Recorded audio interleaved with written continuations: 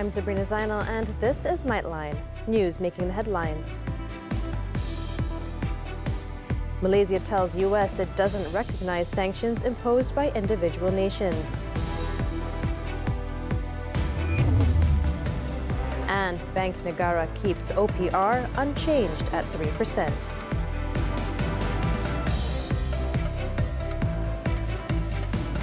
Good morning. We begin with this story. The United States respects Malaysia's stance to only recognize sanctions imposed by the United Nations, UN.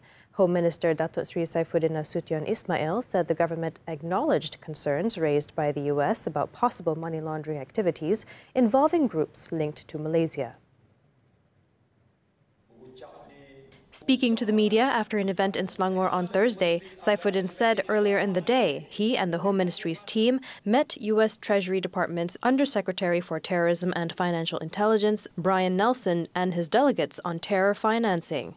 Saifuddin said the U.S. delegation has asked for Malaysia's commitment to efforts to fight terrorist financing. Maknanya, dalam kata lain, saya menyebut bahawa menjadi pendirian dasar kita bahawa kita tidak recognize sanction yang dibuat oleh individual country.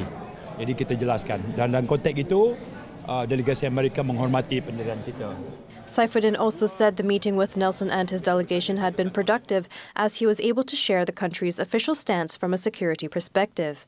The minister said he had stated Malaysia's commitment to combating terrorism financing with a clear strategic plan in place to tackle illicit funding and money laundering. Saifuddin said the policies and strategies Malaysia outlined comply with international standards.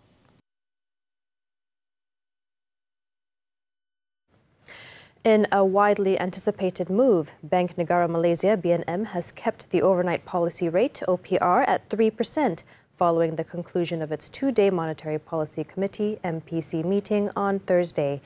The central bank said at the current OPR level, the monetary policy stance remains supportive of the economy and is consistent with the current assessment of the inflation and growth prospects. In its monetary policy statement, Bank Negara said the MPC will ensure that the monetary policy stance remains conducive to sustainable economic growth amid price stability. For the Malaysian economy, it said the latest indicators point towards higher economic activity in the first quarter of 2024, driven by resilient domestic expenditure and a positive turnaround in exports. It stated the current OPR level remains supportive of the economy and aligns with the current evaluation of inflation and growth prospects. Going forward, the recovery in exports is expected to gather momentum supported by the global tech upcycle and continued strength in non-electrical and electronics goods. Inflation in 2024 is expected to remain moderate, broadly reflecting stable demand conditions and contained cost pressures. As for global growth, it is expected to be sustained with headwinds from tight monetary policy and reduced fiscal support expected to be mitigated by favorable labor market conditions and easing inflation. Global trade is also expected to strengthen further as the global tech upcycle gains momentum. Meanwhile, economists have opined that Bank Negara's decision to keep the OPR rate at 3% aligns with its objectives for sustainable growth and stable prices, fostering borrowing for investment and consumption without abrupt increases that might fuel inflation. And a stable interest rate environment can also contribute to price stability by avoiding sudden increases that could lead to higher inflation. And this is especially important when we're talking about managing the inflation expectation from the consumer as well as from the business industry. And looking at the stable interest rate, it can also contribute to currency stability, which is important for trade and investment. The uncertainties, by having OPR at 3% can help support the ongoing economic recovery by making borrowing more affordable for businesses and individuals. And this reflects a balance between supporting economic growth and managing inflationary pressures, which is crucial for sustainable economic development. Police are analyzing the fingerprints found at the scene of the acid splashing incident involving Harimau Malaya's sensational winger Fisel Halim at a shopping centre in Petaling Jaya last Sunday. Bukit Aman Criminal Investigation Department CID Director Datuk Sri Muhammad Shuhaili Muhammad Zain said based on checks on the closed-circuit television CCTV footage, it was found that the suspect had touched several places at the scene.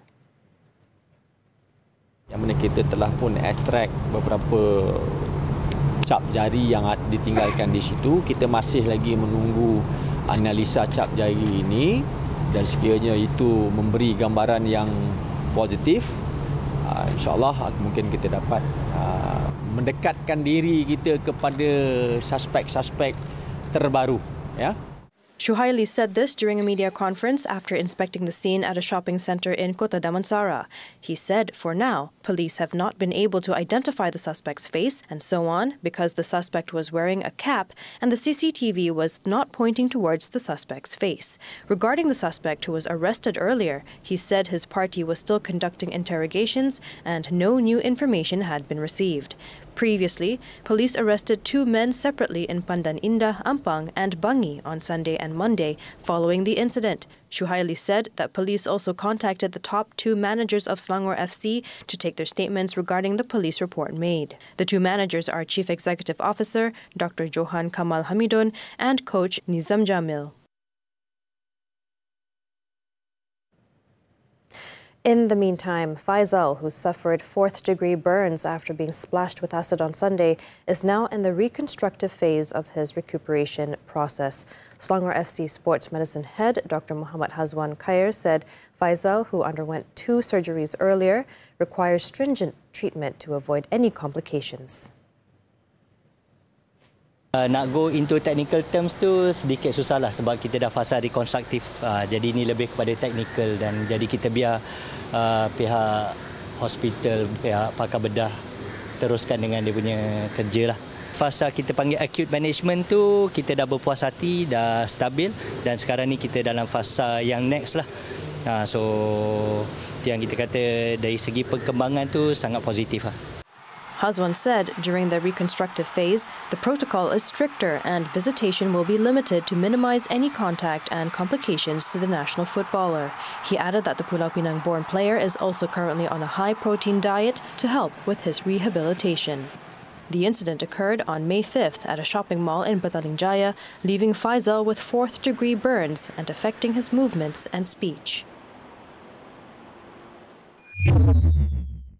Meanwhile, Selangor ruler Sultan Sharafuddin Idris Shah has expressed his full support for Selangor FC's decision to not participate in the Charity Shield. In a statement issued on Thursday by Istana Alam Shah, Sultan Sharafuddin also said that he is disappointed with the MFL's decision to proceed with the Charity Shield game scheduled to take place on Friday. Istana Alam Shah added that as the patron of Selangor FC, Sultan Sharafuddin is of the opinion that it is right for the team to not join the tournament following several life-threatening incidents involving players and officials. It added that Sultan Sharafuddin said, aside from the issue of safety, the morale of the players is still affected following the acid attack on Selangor FC winger Fisel Halim. His Majesty also stressed that Selangor FC is ready to face any follow-up action from the decision to not participate in the match. The federal government is determined to eradicate hardcore poverty in Terengganu within the next 2 months. Prime Minister Datuk Sri Anwar Ibrahim said as of May 2nd, there were 1,663 families in the state still in the hardcore poor group. Takkanlah dengan seluruh kekayaan agensi, kementerian, pelbagai kementerian, dengan kerajaan negeri, tak boleh kita tolong 1,000 keluarga supaya selamat daripada kemiskinan yang tegar, maknanya tak cukup makan, tak ada pakaian bagi anak-anak, susah untuk beli uniform untuk anak-anak ke sekolah. Jadi diberikan tadi dengan syarat kerajaan negeri dan persekutuan kerjasama sepenuhnya, kita kenal pasti jumlah 1,600 keluarga dan insya-Allah di negeri Terengganu kita boleh noktahkan kemiskinan tegar dalam tempoh 2 bulan akan datang insya-Allah. Anwar said this when speaking at the Terengganu Level Madani 2024 Aidilfitri celebration at Gong Badak Sports Complex on Thursday. The Prime Minister also made it clear that the federal government never disregards the Terengganu state government for the welfare of the people. Earlier, Anwar held a closed-door meeting with Terengganu Menteri Besar Datuk Seri Dr. Ahmad Samsuri Mokhtar and attended a briefing on the development of the state at Wisma Darul Iman. His arrival at 3:37 p.m. was greeted by Ahmad Samsuri, Deputy Prime Minister Datuk Seri Fadilah Yusof, and State Secretary Datuk Seri Tengku Farouk Hussein Tengku Abdul Jalil. The briefing, which lasted about 1 hour and 15 minutes, aimed to strengthen collaboration in tackling poverty and advancing the state's development agenda.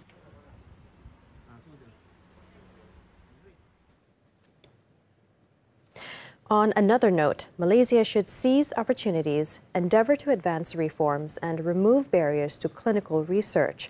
This Prime Minister said this must be reflected in the ease of doing business by improving timelines and cutting down unnecessary bureaucratic processes whilst maintaining our quality and standards. Anwar said this in his speech at the opening of the Clinical Research Malaysia CRM Trial Connect Conference 2024 in Kuala Lumpur on Thursday. The text of his speech was read out by Health Minister Datuk Seri Dr. Zulkifli Ahmad. He said the Malaysian government recognizes the value proposition of making Malaysia a global clinical trial hub, as well as its qualitative contribution to healthcare. The socio-economic value brought about by clinical research is impactful. With over 2,700 skilled jobs recorded in the clinical research field last year. We should seize opportunities, endeavour to advance reforms and remove barriers to clinical research. This must be reflected in the ease of doing business. Anwar, who was also the finance minister, said the government values the investments made and continuously strives to provide value-added benefits for investors in the clinical research industry in this country. He said as the clinical research industry grows, supporting services such as contract research organizations, CRO, laboratories, manufacturing plants and logistics services will see expansion as well. The Communications Ministry, in collaboration with Meta Platforms Incorporated, is in the process of developing a WhatsApp chatbot feature set to be launched by the end of this month. Communications Minister Fahmi Fadzil said the chatbot feature will serve as a platform for users to verify the authenticity of information shared on the WhatsApp application. Kita sedang cuba untuk pastikan soalan boleh ditanya dalam pelbagai bahasa utama di Malaysia. So bahasa Melayu, bahasa Inggeris, in Chinese, in Tamil. Ya, jadi kita nak kalau boleh chatbot ini mampu untuk menjawab ya, dan memberikan maklumat dalam bahasa-bahasa tertentu. Fahmi said users will be able to engage with the chatbot to verify the authenticity of messages received and can expect feedback within 1 or 2 minutes. He added that the feature of the chatbot will be managed by Jom Chat, involving several non-governmental organizations, NGOs, and Bernama. He said that the selection of these groups is based on precise fact-checking standards and the quality they provide.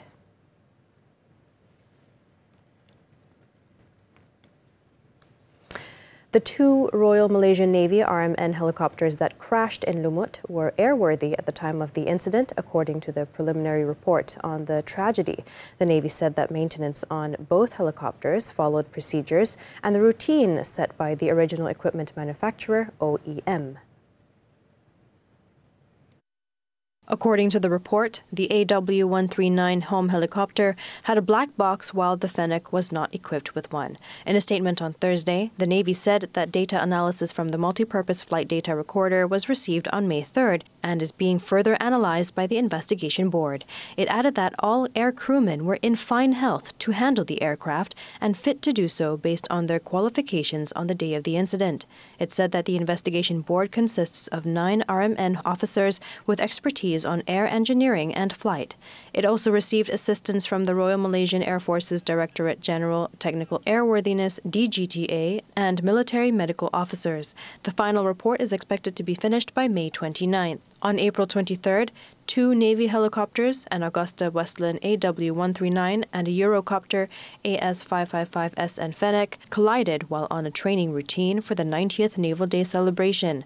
The AW139, carrying 7 crew members, crashed on the stairs at the DLDM stadium, while the Fennec helicopter with 3 crew members crashed into the swimming pool in the sports complex. The 2023 Sijil Pelajaran Malaysia (SPM) results will be announced on Monday, May 27th. The Education Ministry said candidates can obtain the results from their schools from 10 a.m. on that day. In a statement, the ministry said private candidates will be notified by post or can contact the respective state education departments where they registered to sit for the exam. Both school and private candidates can also check the results via the ministry's website or short messaging system, SMS.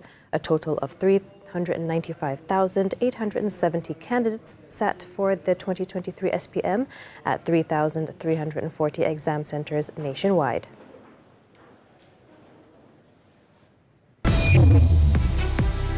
Tories hit lowest poll rating as Labour soars to 30-point lead. News from the Foreign Front when we return.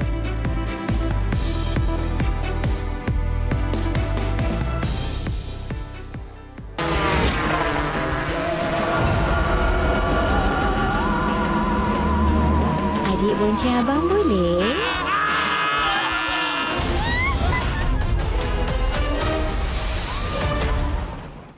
San-sananana, san-sanananan. Drama Iskandar Cempaka tak boleh lawan. Ni tips untuk pujuk Cempaka yang merajuk sampai dapat rating 10 juta tu. Dan kalau korang nak tahu kenapa rating tu tinggi, kenalah saksikan drama Iskandar Cempaka melalui Tonton Sekarang. Jadi masyarakat yang bijak, elakkan daripada panik. Jaga kebersihan dan keselamatan diri dan tanggungan anda dan ikuti langkah-langkah pencegahan yang betul daripada KKM dan WHO. Peka dengan perkembangan semasa daripada info yang betul. Elakkan penyebaran berita palsu, pastikan sahih, baru kongsi. We're back with news from the Foreign Front. Smoke rose from strikes on Gaza's crowded southern city of Rafah on Thursday, despite U.S. President Joe Biden vowing to cut off artillery shells and other weapons supplied to Israel if a full-scale offensive into the city goes ahead. Strikes were reported on several parts of Rafah, where the United Nations said 1.4 million people were sheltering. Earlier, Biden announced that he would not supply offensive weapons that Israel could use to launch an all-out assault on Rafah.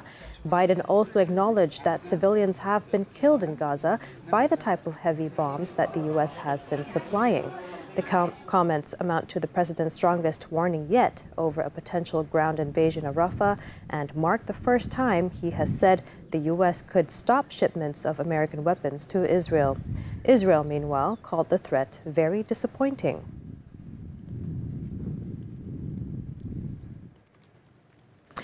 Britain's opposition Labour Party has increased its poll lead over Prime Minister Rishi Sunak's Conservatives to stand 30 points ahead.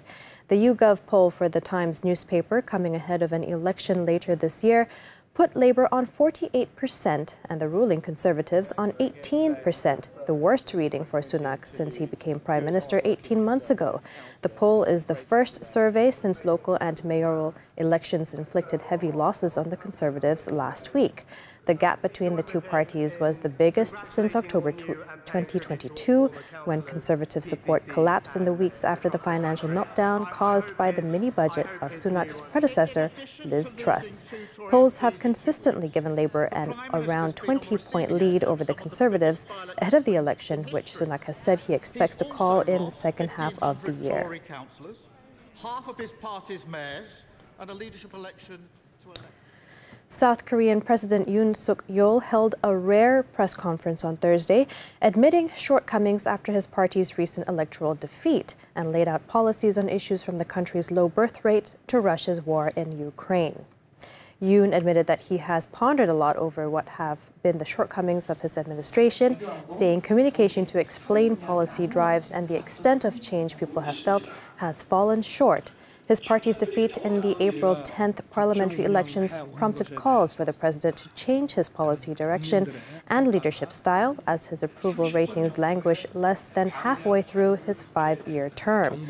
In the press conference, Yoon unveiled plans to tackle the country's low birth rate issue, saying he will create a ministry to solve the problem. On Ukraine, he vowed to keep strong ties with Kiev while maintaining a smooth relationship with Russia. The press conference, which came after his party suffered a drubbing in legislative elections last month, was the president's first in nearly 2 years.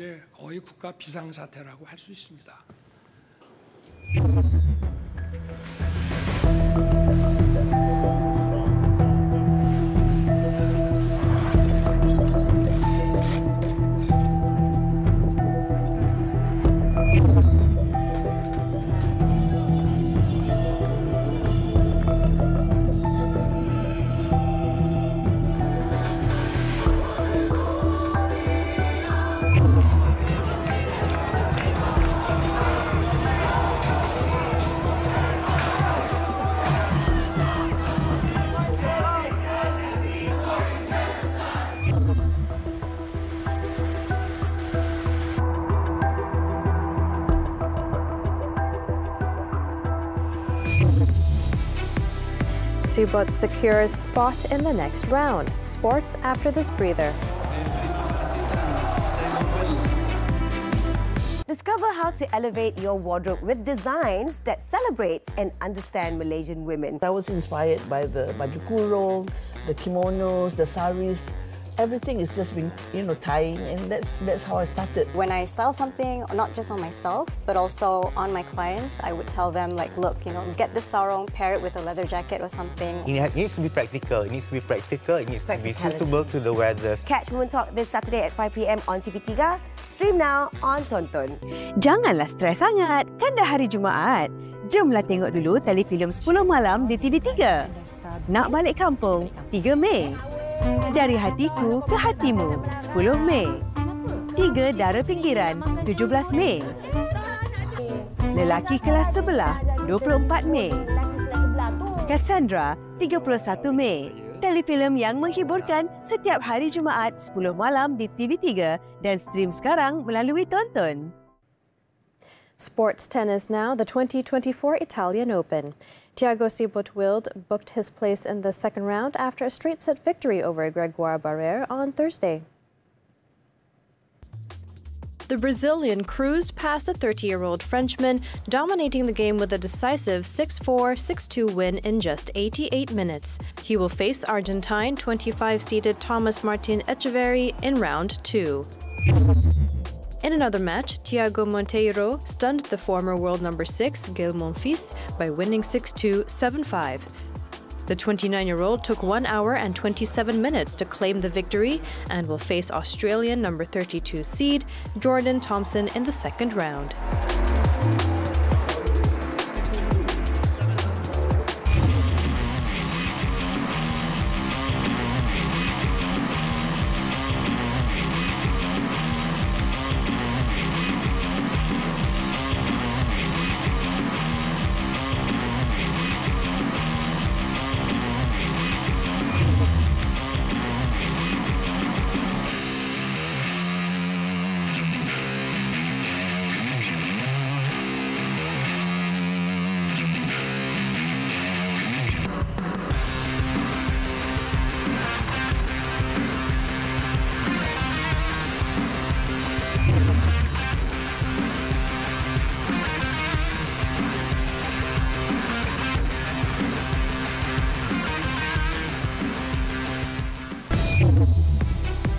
Lawyer remanded over 1.6 million ringgit bribe.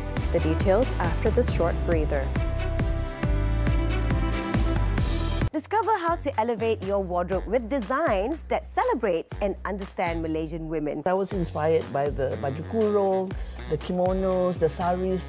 everything is just been, tying, and that's how I started. When I style something, not just on myself, but also on my clients, I would tell them like, look, get this sarong, pair it with a leather jacket or something. It needs to be practical. It needs to be suitable to the weather. Catch Women Talk this Saturday at 5 p.m. on TV3. Stream now on Tonton. Cereka Rama yang penuh pergolakan emosi di TV3 Mei ini.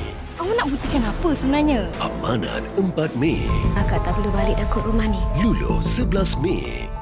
Awak masih lagi isteri orang. Pergilah Cinta 18 Mei. Budak tu mati doh. Makbul 25 Mei. Satu destinasi untuk semua telefilm hebat kegemaran anda. Hanya di Cereka Rama TV3 dan stream sekarang melalui Tonton. Thanks for staying with us. As cinema attendance witnessed a decline in the post-pandemic era, cinemas are challenged to elevate their offerings and provide the immersive experience audiences crave. FMT's Amira Huda delves deeper into insights from industry experts to boost moviegoer numbers. When was the last time you munched on the buttery sweetness of caramel popcorn while enjoying your favorite blockbuster hit on the silver screen? While some continue to relish this beloved experience, many have gravitated towards the convenience of streaming movies from the comfort of their home. This shift to streaming platforms has significantly impacted footfall in cinemas. Data from the National Film Development Corporation Malaysia show that only 34.9 million people went to cinemas last year, a stark contrast to the 81 million moviegoers recorded in 2018 and 2019. Aflin Shauki from the Film Directors Association of Malaysia says streaming platforms really caught on during the COVID-19 pandemic as cinemas remained shut due to the lockdowns. However, the filmmaker believes that cinemas are on the right path to attract moviegoers back into their halls. I think like what they're doing right now, creating more elements to the cinema experience. Kids have their own little cinema, you've got dining and watching while watching, you've got beds, you've got whatever. This creates an experience. It's like going to the theme park. But while cinemas are stepping up their game, Aflin says there is more that can be done to reel in moviegoers. All the things that could be done, or creating like a drive-through cinema, or something that is a new experience for Malaysians. I think those kind of things could possibly get people out. Golden Screen Cinema CEO Ko Mei Lee also believes that streaming platforms can't hold a candle to movie theaters, especially when it comes to the cinematic experience. While streaming is enjoyed in the comfort of one's own space, the cinematic experience offers a differentiated, immersive experience complete with crisp audio and visuals. The social element of sharing excitement over watching new, much anticipated films starring one's favorite celebrities are unmatched in the cinemas. Amira Huda, FMT for Nightline. In Perak, a lawyer has been remanded for 4 days until Sunday to assist in a probe over suspicions of soliciting and accepting a bribe of around 1.6 million ringgit from an entrepreneur.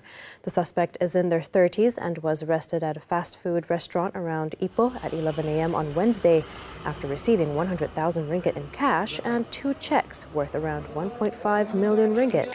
The lawyer, who owns a law firm, had reached out to the victim purportedly to offer their assistance in closing a criminal case linked to the entrepreneur.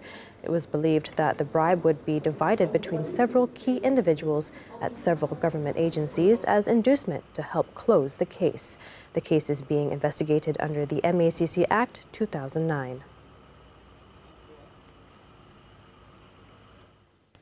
Now, in Melaka, a 34-year-old civil servant and an ex-policeman are among 3 suspects arrested for alleged involvement in gang robbery. State Police Chief Deputy Dato' Zainal Samah said the 33-year-old former policeman was expelled from the force for disciplinary problems.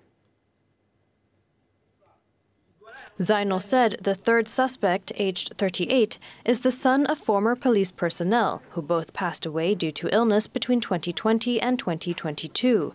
The civil servant, attached to a key department in the state, had no criminal record but tested positive for drugs. The three were detained in raids on their homes in Jasin and Tehel on Wednesday. Only the 38-year-old suspect has 3 prior offences on his record. The former policeman also tested positive for drugs. The suspects allegedly robbed a grocer's, a convenience store, and telecommunications shop at separate locations in the Melaka Tengah district on Tuesday. One suspect was reported to have pointed an object resembling a gun at the victims during the robberies. Police also confiscated 3 vehicles, among other items, during the raids. The suspects have been remanded for 7 days from Thursday to facilitate the investigation.